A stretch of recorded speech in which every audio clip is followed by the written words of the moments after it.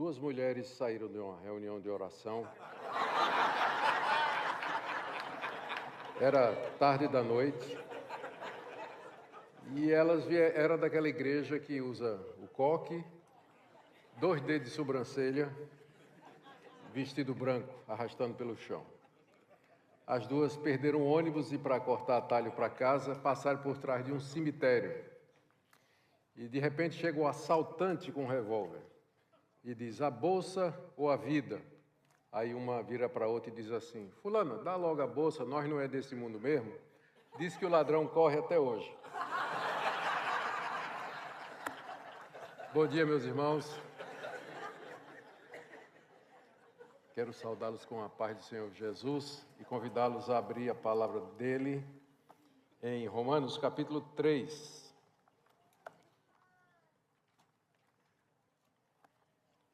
Romanos capítulo 3. Nós vamos ler do verso 19 até o verso 31. Ora, sabemos que tudo o que a lei diz aos que vivem na lei o diz, para que se cale toda a boca e todo mundo seja culpável perante Deus. Visto que ninguém será justificado diante dele por obras da lei, em razão de que pela lei vem o pleno conhecimento do pecado. Mas agora sem lei se manifestou a justiça de Deus, testemunhada pela lei e pelos profetas. Justiça de Deus mediante a fé em Jesus Cristo, para todos e sobre todos os que creem.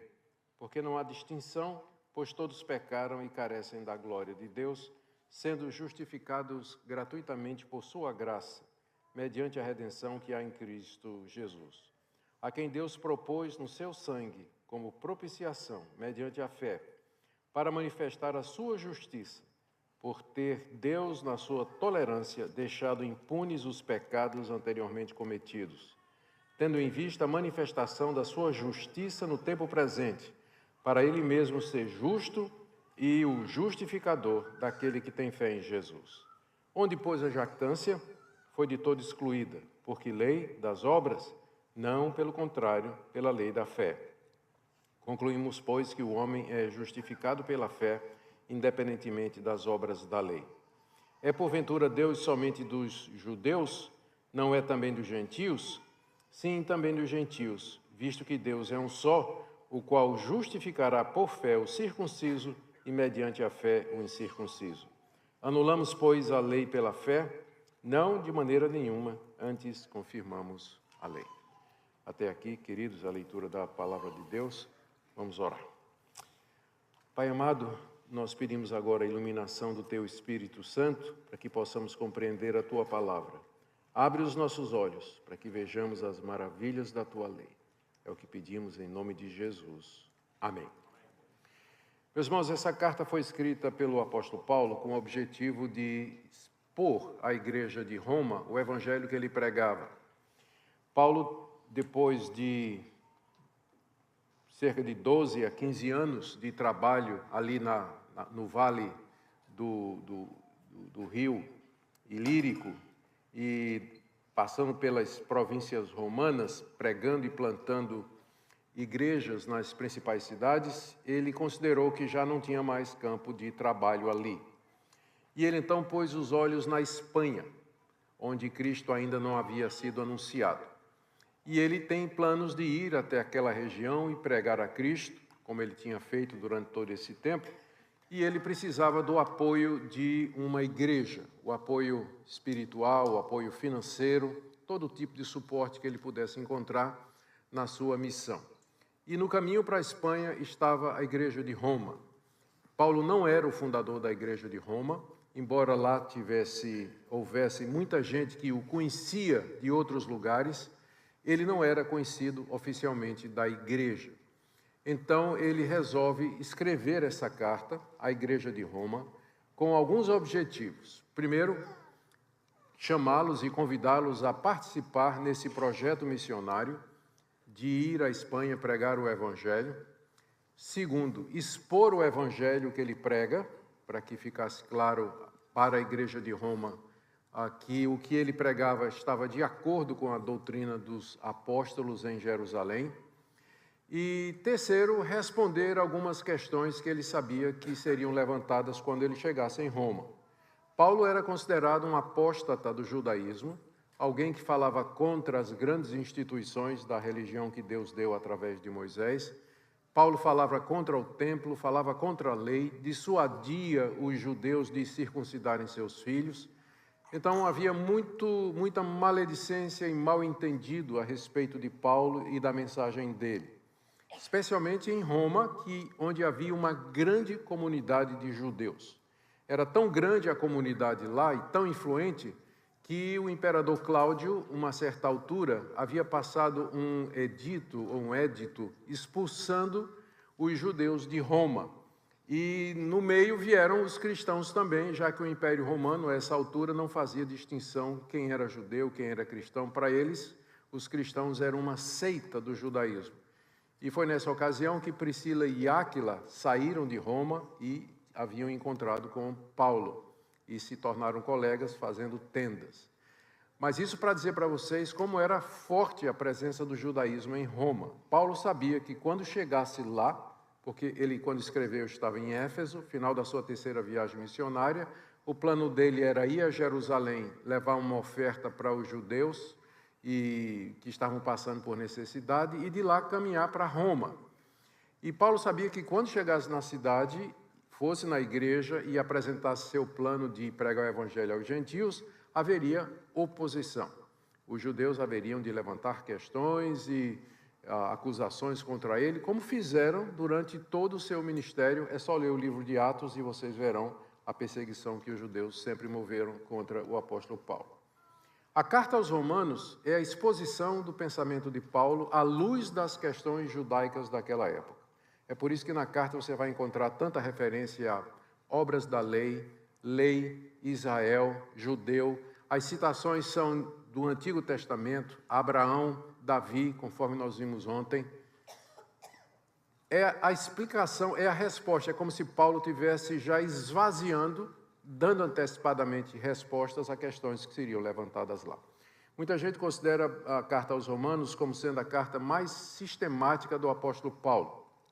Na verdade, ela não pretende ser uma teologia completa, porque Paulo aqui trata pouco da pessoa de Cristo, por exemplo, trata mais da sua obra e de outras questões que não estão aqui. O ponto é que ele escolheu falar daqueles temas que ele sabia seriam questionados quando ele chegasse lá em Roma. É uma carta de um missionário que mostra o que ele prega e quer o apoio da igreja a quem ele se dirige. A carta é dividida em algumas seções muito claras. Na primeira, Paulo fala da perdição de toda a raça humana, que vai do capítulo 1 até metade do capítulo 3. Primeiro a perdição dos gentios, depois a perdição dos judeus, depois a perdição de todos. Da metade do capítulo 3 até o final do 5, ele fala da justificação. Perdição primeiro, justificação. Como é que Deus justifica tanto os gentios como os judeus? Do capítulo 6 até o 8, ele fala de santificação. Capítulo 6, como é que eu sou livre do pecado. Capítulo 7, como eu sou livre da lei. Capítulo 8, vida no Espírito. Do capítulo 10 até o 11, do 9 até o 11, ele entra na parte de escatologia. Qual o papel de Israel no plano da redenção? Existe ainda alguma esperança para os judeus? O que é que Deus planeja? E as grandes promessas que Deus fez à nação de Israel, elas não vão se cumprir? Ele responde isso do 9 até o 11. E do 12 até o 15, ele traz algumas orientações práticas para a igreja sobre como proceder, a relação entre judeus e gentios, liberdade cristã, dons espirituais, e ele expõe os seus planos para ir a Roma no capítulo 14 e 15. 16, ele faz uma série de saudações a pessoas que ele conhecia na igreja de Roma. Essa é uma divisão muito simples da carta, e o trecho que eu li para vocês está exatamente no início da segunda sessão, onde Paulo começa a falar da justificação, como Deus justifica pecadores. E isso porque ele sabe que vai ser questionado quando chegar em Roma a respeito desse assunto, porque muitos judeus ainda insistiam na guarda da lei, criam em Cristo, mas ainda insistiam na obediência às normas da lei, como sendo parte do plano de Deus para a salvação. E é isso que Paulo vai tratar aqui. No capítulo 3, ele fala da perdição de todos os homens. Judeus e gentios são pecadores, são indignos de Deus, merecem a ira de Deus e estão condenados. E ele termina essa parte, do verso 9 até o verso 18, fazendo uma série de citações encadeadas uma na outra do Antigo Testamento. Cita as 3 grandes partes do cânon hebraico, a lei, os profetas e os escritos, para provar pelas escrituras dos próprios judeus o ponto dele, de que todos estão perdidos. Mas aí vem a questão, para que a lei foi dada então? Se a lei não salva, para que ela foi dada? Essa seria a pergunta que o judeu faria a Paulo, que ele responde do verso 19 a 20. Ora, sabemos que tudo o que a lei diz, aos que vivem na lei o diz, para que se cale toda a boca e todo mundo seja culpável perante Deus, visto que ninguém será justificado diante dele por obras da lei, em razão de que pela lei vem um pleno conhecimento do pecado. A lei foi dada, explica Paulo, por 3 motivos. Primeiro, para calar a sua boca. Foi dado para que se cale toda a boca diante de Deus. Quando eu comecei meu ministério, ainda jovem, não era pastor ainda, evangelista, no interior de Pernambuco, pregando para os plantadores de cana da usina Cucaú, numa cidade chamada Gamileira, costumava entrar de casa em casa onde me permitiam e pregava o evangelho.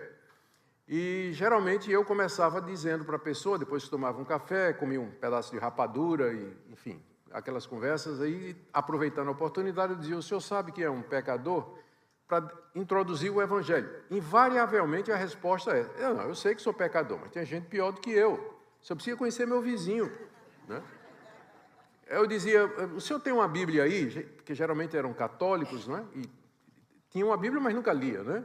Eu digo: pode trazer sua Bíblia aí? Eu quero ler. Abra aí em Êxodo capítulo 20, que é igualzinho à Bíblia protestante, né? Vamos ler aqui a lei de Deus e vamos ler os 10 mandamentos conforme Jesus nos ensinou a ler. Ou seja, onde está dito não adulterarás, lembrar que o adultério começa no coração, que quem olhar para uma mulher com intenção impura, no coração já adulterou com ela. Vamos ler aqui, vamos ver se o Senhor realmente não é tão ruim como o Senhor diz. Aí começava a ler os mandamentos e explicando. Chegava no 6º, 7º mandamento, a boca calava. Calou a boca. Não tinha o que dizer. A lei foi dada para calar a sua boca e a minha, para que você não chegue diante de Deus e diga assim: eu sou alguma coisa, eu mereço alguma coisa, tem gente pior do que eu. A lei foi dada para enquadrar todo pecador e silenciar qualquer desculpa. No dia do juízo, ninguém vai poder apresentar algo em sua defesa diante de Deus, porque todos pecaram e carecem da glória de Deus, como Paulo explica no início do capítulo 3. A lei foi dada para calar a boca de todo mundo. Segundo, para que todo mundo, final do verso 19, seja culpável perante Deus. Todos são pecadores, mas Deus nos deu a base legal, Ele nos enquadra para nos atribuir culpa. A lei foi dada para que todo mundo seja culpável diante de Deus, ou seja, é a lei que vai dizer por que é que você está condenado, por que é que você é culpado e por que é que você vai para o inferno. Porque você quebrou a lei de Deus. A lei foi dada para enquadrar-nos e legalmente nos tornar culpados diante de Deus. E a terceira coisa, final do verso 20, é que pela lei vem o pleno conhecimento do pecado. A lei foi dada para que eu conhecesse o pecado, tivesse um pleno conhecimento do pecado.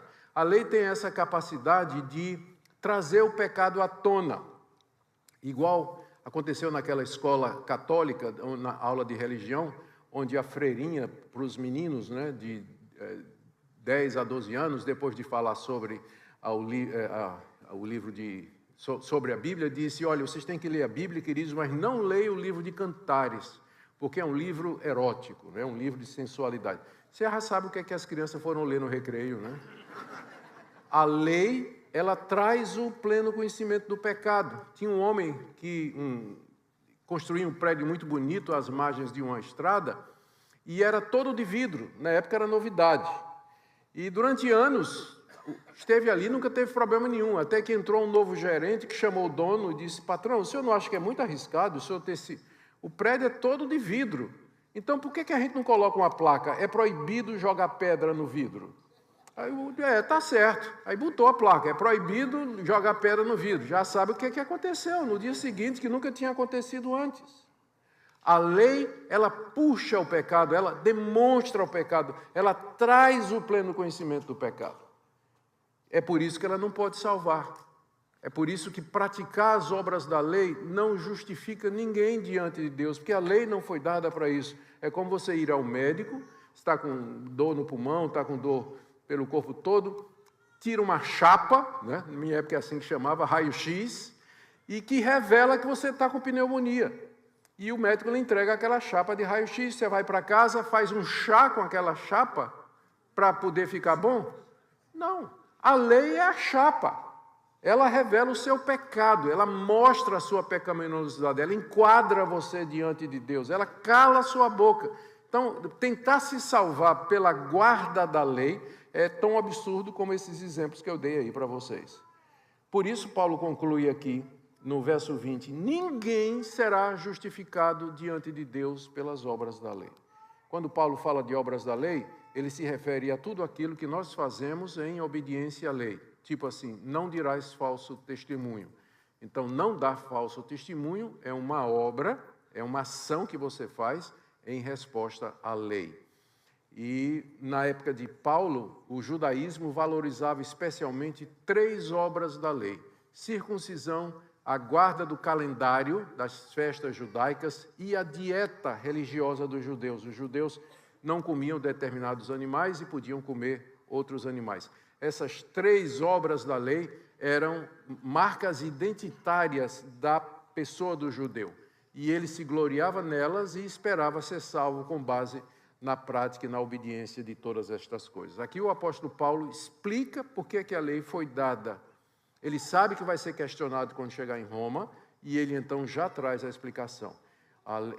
É como se ele dissesse, eu digo que a salvação não é por obras da lei, pelo propósito pelo qual a lei foi dada. A lei nunca foi dada para salvar ninguém. E aí então vem a pergunta, bem, se nós não somos salvos pela guarda da lei, como é que nós somos salvos? E aí Paulo faz uma exposição da maneira pela qual Deus justifica pecadores, do verso 21 até o verso 26. E eu quero então dividir em 2 partes. Primeiro, a explicação sobre a justiça de Deus. Justiça aqui não é o atributo de Deus. Deus é justo. Mas é a maneira pela qual ele justifica pecadores. Então, Paulo vai falar sobre como Deus justifica pecadores, já que nós não somos justificados pela lei, pela obediência à lei. E eu quero destacar alguns pontos aqui, 6 ou 7 pontos. Verso 21. Mas agora, sem lei, se manifestou a justiça de Deus, testemunhada pela lei e pelos profetas. Em contraste com a lei, que não pode produzir justiça, Deus manifestou a sua justiça, ou seja, a maneira como ele justifica pecadores. Note os seguintes pontos. Mas agora, o agora aqui, a gente chama em teologia, é o agora escatológico.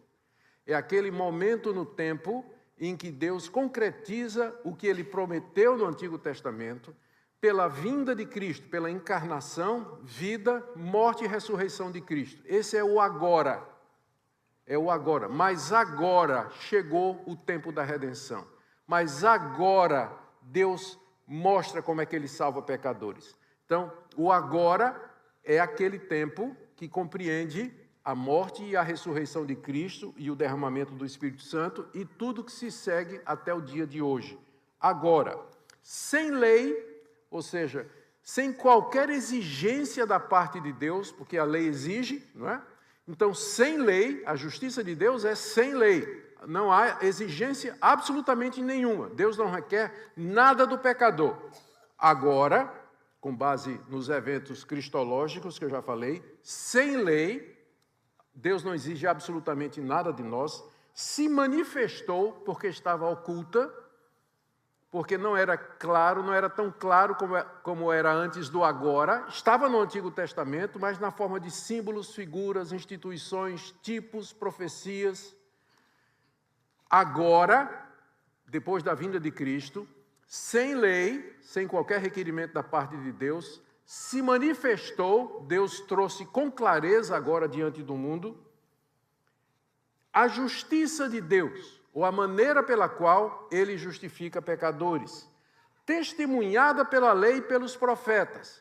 É sem lei, mas porque a lei não salva, mas a lei dá testemunho da justiça de Deus, que é mediante Jesus.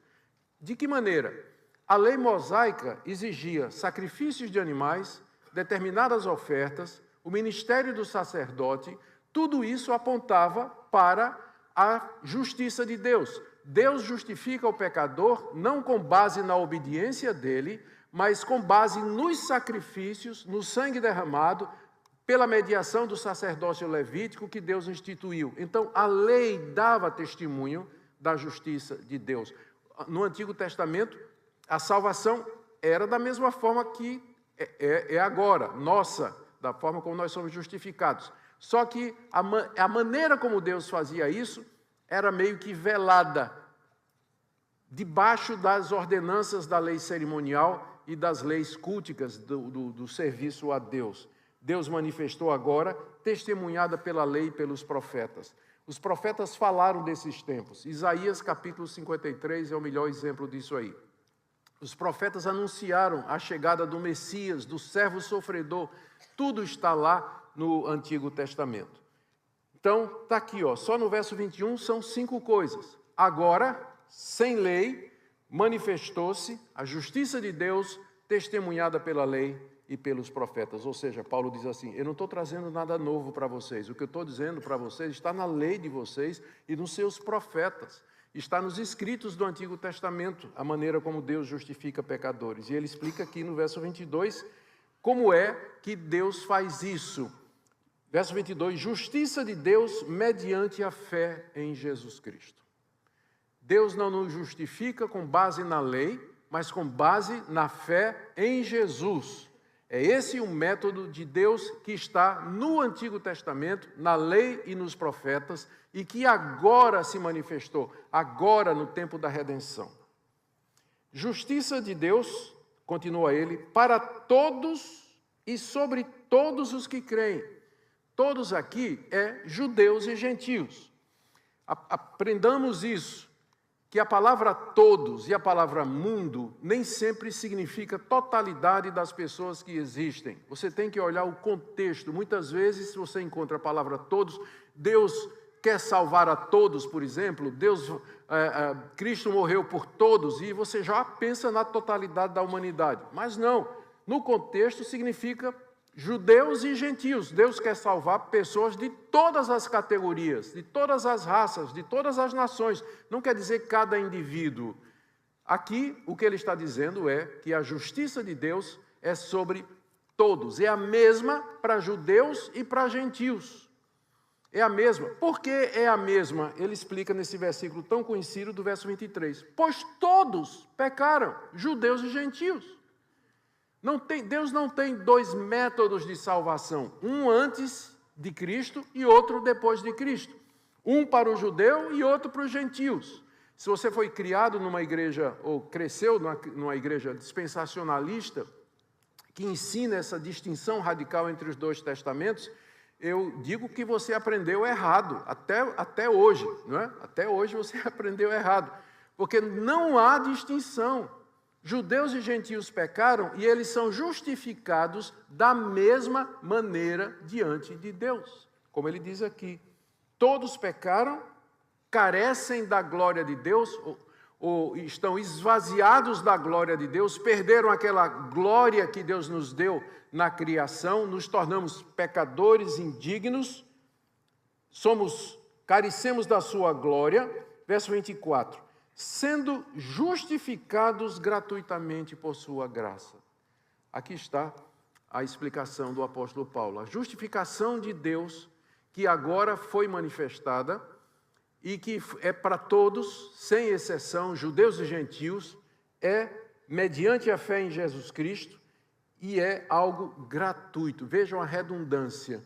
Ele diz assim, nós somos sendo justificados gratuitamente, por sua graça, é grátis de graça, Paulo está dizendo. para enfatizar a gratuidade da justificação. É sem lei, sem requerimento. É pela graça de Deus, favor imerecido. É gratuito, referindo-se a nós. Nada a pagar, nada a dar da nossa parte. E aí vem, naturalmente, a pergunta, não é que Paulo vai responder em seguida, mas com que base Deus pode fazer isso? Deus pode justificar o pecador gratuitamente, sem as exigências da lei. Como ele pode fazer isso e ainda permanecer justo? A resposta dele está a partir da metade do verso 24. Que isso, a justificação, é mediante a redenção que há em Cristo Jesus. Com base na obra realizada de Cristo na cruz do Calvário, Deus pode redimir pecadores da condenação que eles merecem, da culpa que a lei traz, do enquadramento, do calar de boca que a lei traz. Deus nos redime disso, Deus nos resgata disso, mediante a redenção que há em Cristo Jesus. Como assim, Paulo? Como é que Cristo pode nos redimir?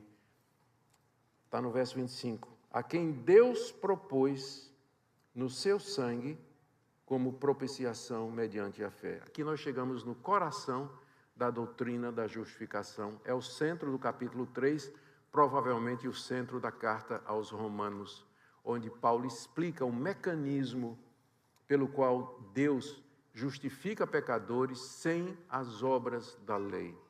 É mediante a redenção que há em Cristo, a quem Deus propôs. Note que a iniciativa é de Deus, é Deus que propõe. Paulo está dizendo, isso não é alguma coisa que eu inventei. Eu não tirei isso da cartola, da manga, não foi algo que eu criei. Mas isso aqui é a própria proposição de Deus. Foi Deus que propôs isso, Deus apresentou isso à humanidade. O que é que Deus propôs? Deus propôs propiciação no sangue de Jesus. Propiciação é uma palavra grega, vem de uma palavra grega, hilasterion, que é a tradução da palavra hebraica kaforet, que no Antigo Testamento se referia à tampa da arca. Todos vocês sabem, lembram, como Deus, ao mandar que Moisés fizesse um tabernáculo no deserto, depois que o povo saiu da terra do Egito, Deus deu exatamente os detalhes, as dimensões dos utensílios que deveriam estar naquela arca. O altar de ouro, o altar do incenso, a mesa da proposição e a arca da aliança. A arca da aliança devia ser feita com um determinado tipo de madeira e toda coberta de ouro. E dentro dela deveria estar as duas tábuas da lei, essa lei que condena devia estar lá dentro, junto com o maná e a vara de Arão que havia florescido. Por cima de tudo aquilo vinha o hilasterion, que significa propiciatório, e cobria a lei.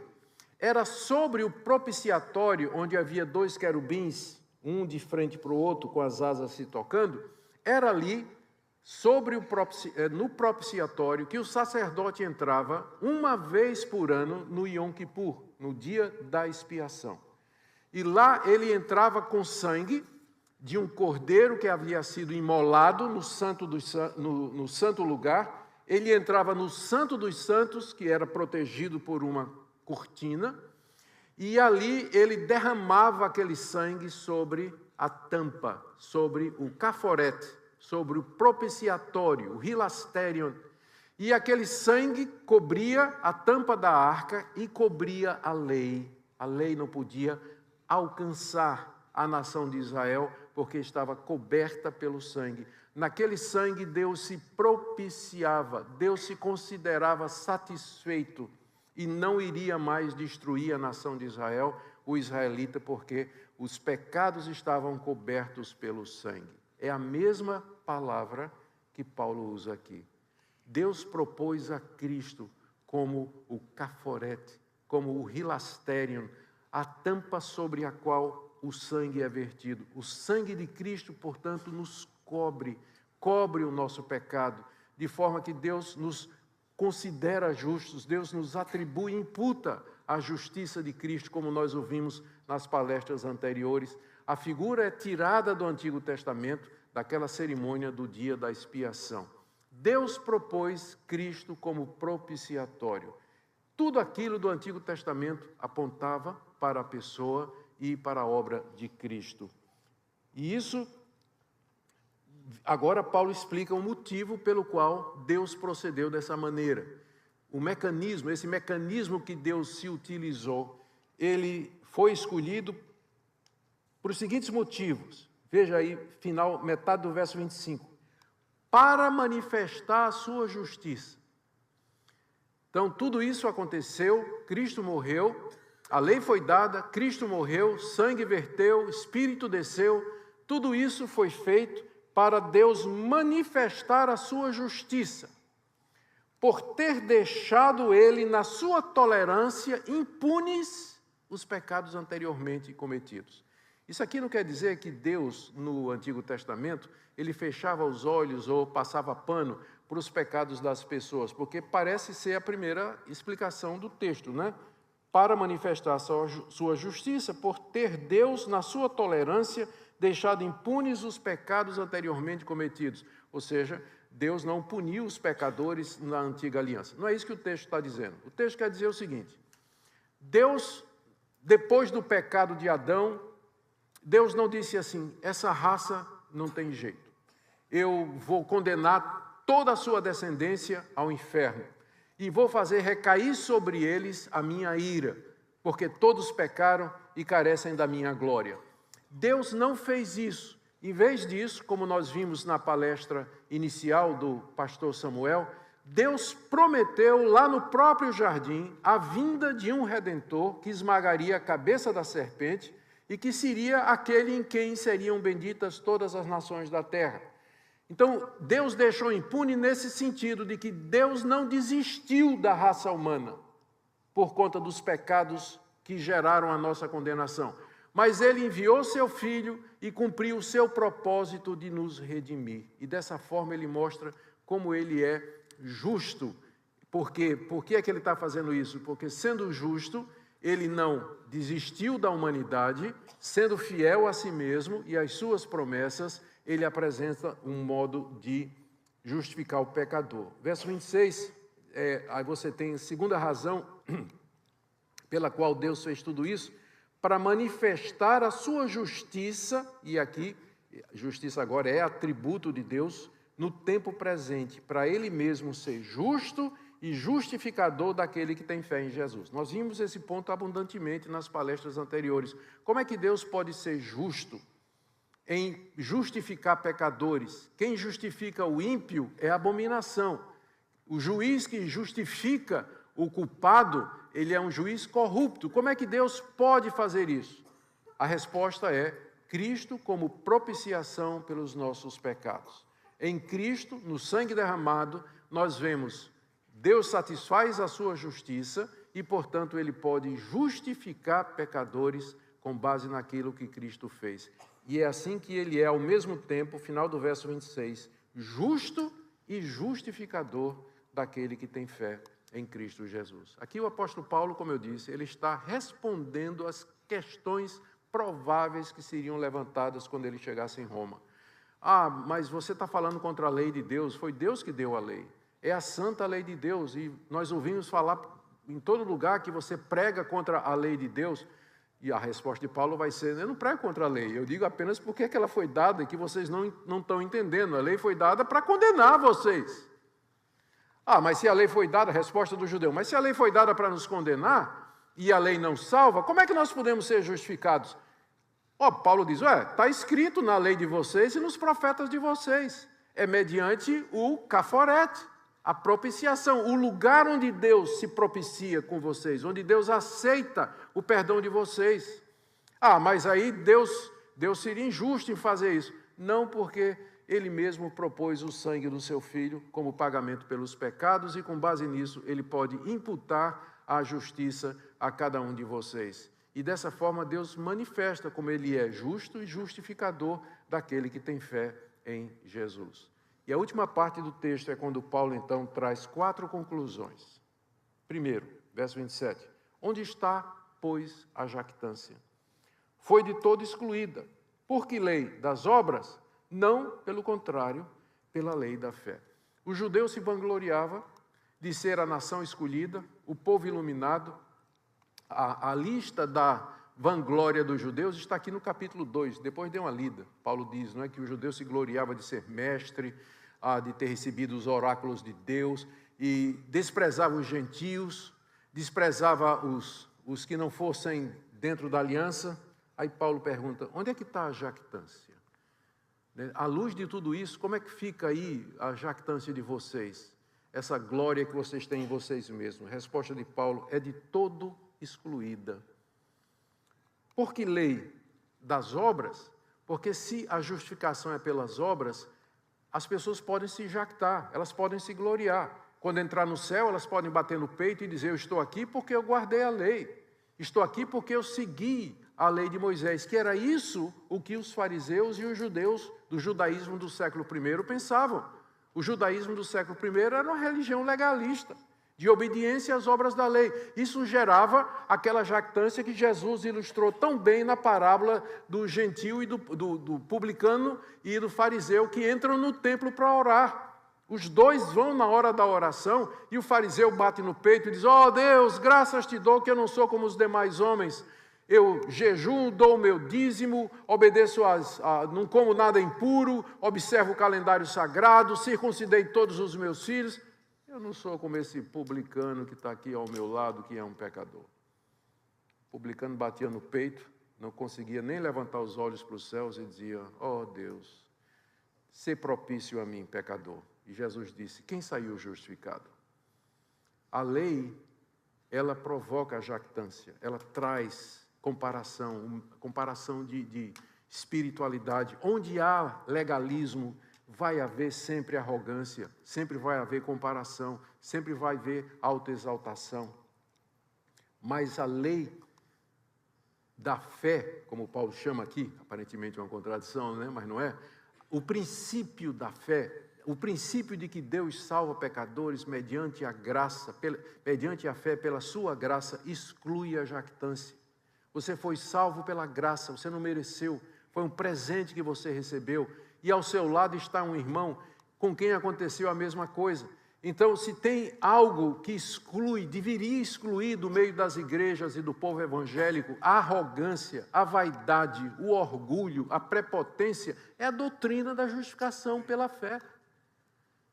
Onde está a jactância? Foi excluída pelo Evangelho. Então, um crente arrogante é uma contradição em termos. Ou ele é crente ou ele é arrogante, mas ele não pode ser as duas coisas. Uma vez que a gente entende isso, pense no impacto disso para a igreja.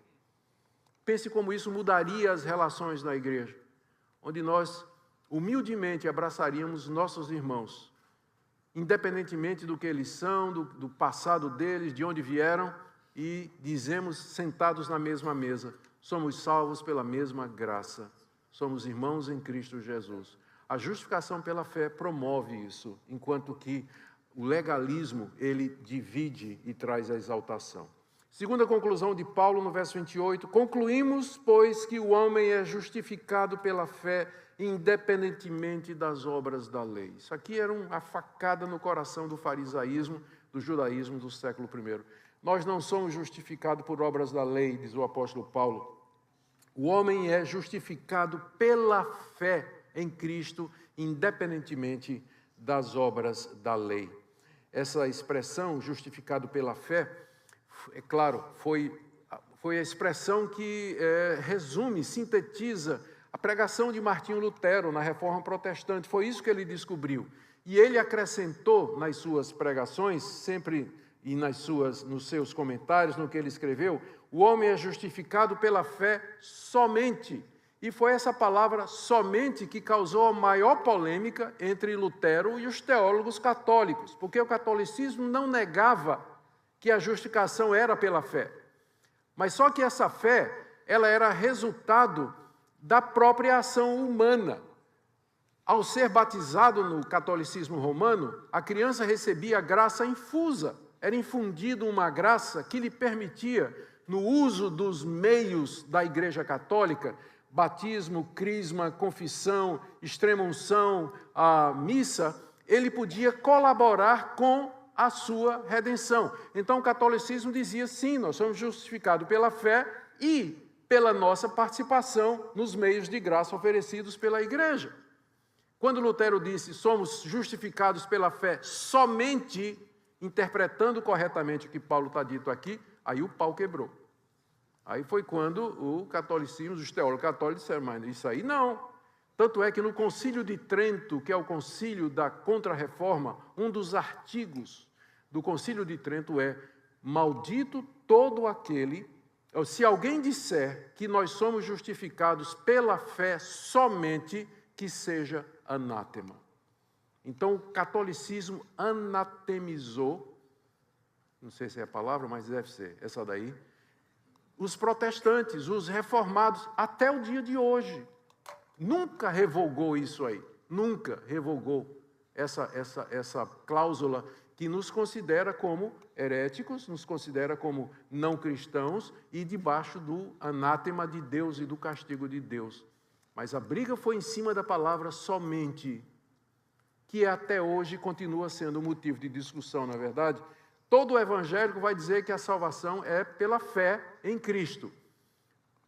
Mas, e aí vai acrescentar alguma coisa. Campanha, propósito, usos e costumes, a guarda de determinados dias e assim por diante. Então foi exatamente esse o ponto da reforma protestante.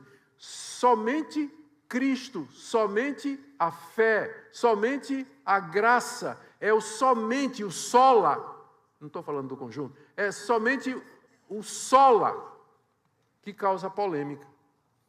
E é baseado exatamente na interpretação que nós fazemos de textos como esse. O homem é justificado pela fé somente, independentemente das obras da lei.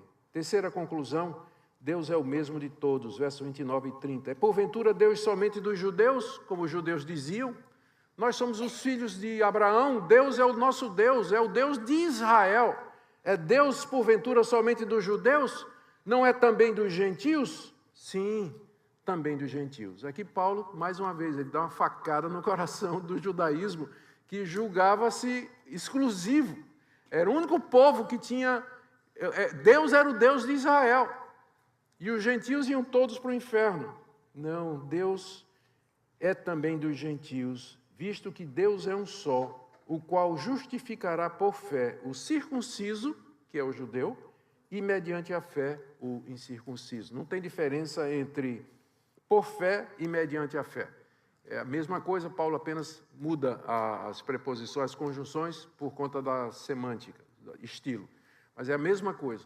Qual é o ponto de Paulo aqui? Deus justifica os judeus e os gentios absolutamente da mesma maneira, mediante a fé em Cristo Jesus. Portanto, ele não é Deus somente de Israel, ele não é Deus somente dos judeus, ele é Deus de todas as nações, de todos aqueles que em todo lugar professam os seus nomes, como brasileiros e americanos morando em Orlando. Ele é o nosso Deus, não é Deus somente de Abraão, Isaque e Jacó. E, finalmente, última conclusão de Paulo. Anulamos, pois, a lei pela fé, que seria a reação do judeu. Paulo, isso que você está dizendo, anula a lei. Qual o propósito da lei, então? Então não tem lei mais. Se a lei nos salva, a lei condena. Somos salvos sem as obras da lei. Se a lei é tudo isso que você está dizendo, então você está anulando a lei de Deus, não tem mais lei. Nós podemos agora, se somos salvos pela fé, podemos dizer, fora com a lei. Resposta de Paulo no verso 31. Anulamos, pois, a lei pela fé? Não, de maneira nenhuma. Antes, confirmamos a lei. Se você entender que a lei foi dada para mostrar o pecado, o Evangelho confirma a lei. Porque primeiro vem a má notícia, você está condenado, e a lei faz o papel de mostrar isso. Depois é que vem a boa notícia, mas Deus justifica o pecador mediante a obra completa de Cristo. Não pode haver boa notícia se não tiver uma má notícia antes. É por isso que quando o Evangelho é pregado a pessoas que não estão debaixo de convicção de pecado, vai ser alguma coisa que elas não têm o menor interesse, como propaganda de remédio para quem está bem. Você faz propaganda de remédio para quem está perfeitamente saudável, não tem o menor interesse. Mas quando a lei entra, e Lutero chamava a lei de amarreta de Deus, porque quebra a autoconfiança do pecador, a segurança do pecador é abalada pela lei de Deus. Quando a lei faz o trabalho dela, produz convicção de pecado, aí o evangelho entra, e aí o evangelho faz sentido. É somente quando a pessoa começa a se sentir culpada, temer a Deus, o medo de ir para o inferno, está vendo a sua culpa e a sua condenação, é que Cristo vai parecer doce, desejável, amado para ele. Ele vai entender a obra de Cristo somente quando a lei fizer o seu trabalho. Essa é a sequência geralmente lógica. Deus primeiro convence de pecado e usa a lei para isso. E aí, quando a pessoa está convencida dos seus erros, dos seus pecados, é que ela então abraça Jesus como sendo seu único e suficiente Salvador. Anulamos a lei pelo Evangelho? Pelo contrário, nós confirmamos o papel da lei. Lutero disse uma coisa muito interessante que eu acho que explica bem isso aqui. Ele disse que a lei nos leva a Cristo para a justificação. E Cristo nos traz de volta a lei para a santificação. Nós chamamos isso do terceiro uso da lei. A lei funciona como regra de gratidão. Vou exemplificar. Eu, pecador, fui salvo pela graça. Entendi que Deus me salvou gratuitamente. Meus pecados foram perdoados. Cheio de gratidão, transbordando de alegria, me ajoelho diante dos pés da cruz do meu Salvador e pergunto: Senhor Jesus, o que é que eu posso fazer para agradecer o que o Senhor tem feito por mim? Como eu posso viver de maneira a refletir essa gratidão que eu tenho no coração? Resposta de Jesus: não terás outros deuses diante de mim, não farás para ti imagem de escultura, não tomarás o meu nome em vão, lembra-te do dia de descanso, honra teu pai e tua mãe, não furtarás, não adulterarás, não matarás, não dirás falso testemunho, não cobiçarás coisa nenhuma do teu próximo. A lei é norma de gratidão. Aquele que foi justificado pela fé, ele vai andar na lei do Senhor. Não para a salvação, mas ele vai andar na lei do Senhor como uma expressão de gratidão. A lei me leva a Cristo para ser salvo e Cristo me manda de volta à lei para eu ser santificado. É assim que Paulo apresenta a justificação pela fé. Eu quero terminar então trazendo essas reflexões aqui, já à guisa de conclusão. A conclusão já foi feita pelo próprio apóstolo Paulo, mas para nós a pergunta é essa: você já entendeu isso? A sua esperança de redenção, de salvação e vida eterna repousa em quê?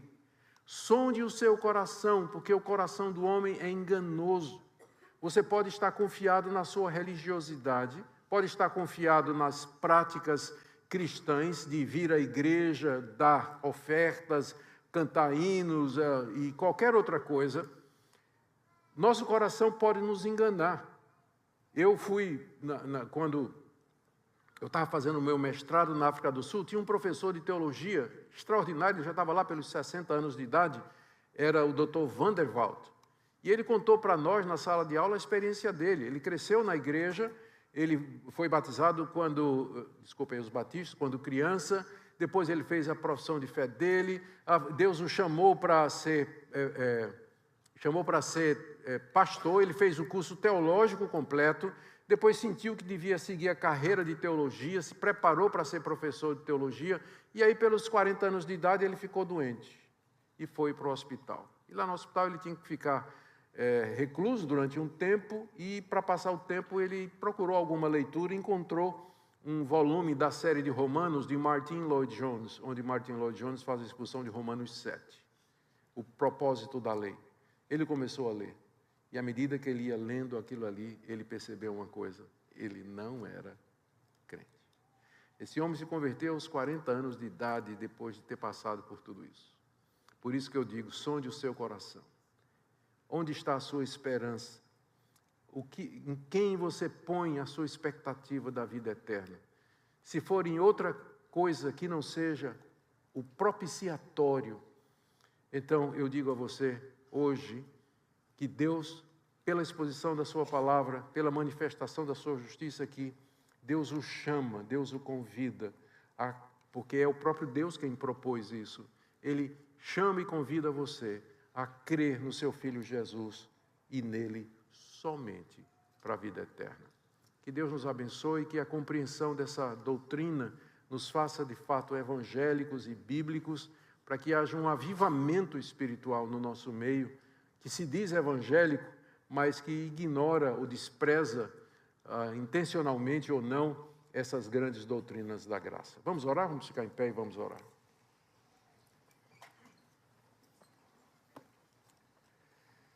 Senhor, nós queremos agradecer pela Tua palavra, que agradecemos pelo apóstolo Paulo, a quem o Senhor deu tanto entendimento, profundidade, clareza, e nós pedimos que o Senhor nos dê a mesma coisa. Nós queremos saber, nós queremos conhecer, nós queremos nos aprofundar na Tua palavra, cheios de alegria, de êxtase espiritual, maravilhados, embevecidos diante da Tua grande sabedoria, ó Deus, em manifestar a Sua justiça, para que Tu sejas justo e justificador daquele que tem fé em Jesus. Senhor, se tem alguém aqui que ainda não compreendeu, nós pedimos que o Senhor abra os olhos dessa pessoa, para que ela entenda a Tua graça gratuita, livre, que chama e transforma pecadores. É o que nós pedimos em nome de Jesus. Amém. Amém.